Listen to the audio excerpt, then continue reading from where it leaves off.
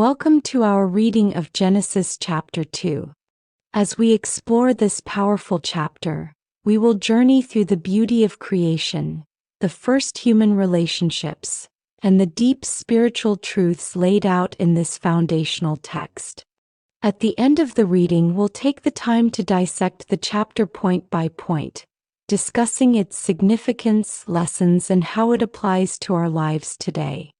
So sit back, open your heart to the Word, and let's dive into the richness of God's story in Genesis 2.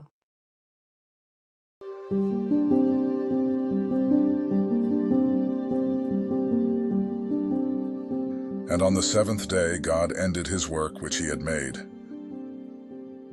And he rested on the seventh day from all his work which he had made. And God blessed the seventh day and sanctified it, because that in it he had rested from all his work which God created and made.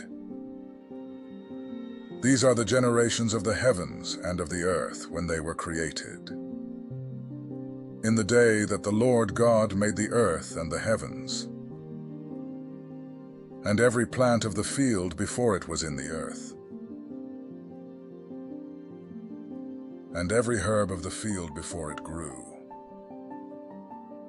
For the Lord God had not caused it to rain upon the earth, and there was not a man to till the ground. But there went up a mist from the earth, and watered the whole face of the ground. And the Lord God formed man of the dust of the ground, and breathed into his nostrils the breath of life, and man became a living soul.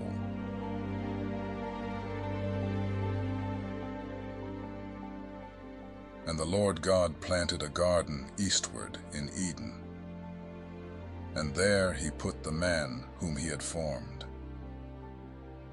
And out of the ground made the Lord God to grow every tree that is pleasant to the sight, and good for food, the tree of life also in the midst of the garden, and the tree of knowledge of good and evil. And a river went out of Eden to water the garden. From thence it was parted and became into 4 heads. The name of the first is Pison. That is it which compasseth the whole land of Havilah, where there is gold, and the gold of that land is good. There is bdellium and the onyx stone. And the name of the second river is Gihon. The same is it that compasseth the whole land of Ethiopia. And the name of the third river is Hiddekel. That is it, which goeth toward the east of Assyria. And the fourth river is Euphrates. And the Lord God took the man, and put him into the garden of Eden, to dress it and to keep it. And the Lord God commanded the man, saying, Of every tree of the garden thou mayest freely eat, but of the tree of the knowledge of good and evil thou shalt not eat of it. For in the day that thou eatest thereof thou shalt surely die. And the Lord God said, It is not good that the man should be alone. I will make him an helpmeet for him. And out of the ground the Lord God formed every beast of the field, and every fowl of the air, and brought them unto Adam to see what he would call them. And whatsoever Adam called every living creature, that was the name thereof. And Adam gave names to all cattle, and to the fowl of the air, and to every beast of the field. But for Adam there was not found an helpmeet for him. And the Lord God caused a deep sleep to fall upon Adam, and he slept. And he took one of his ribs, and closed up the flesh instead thereof.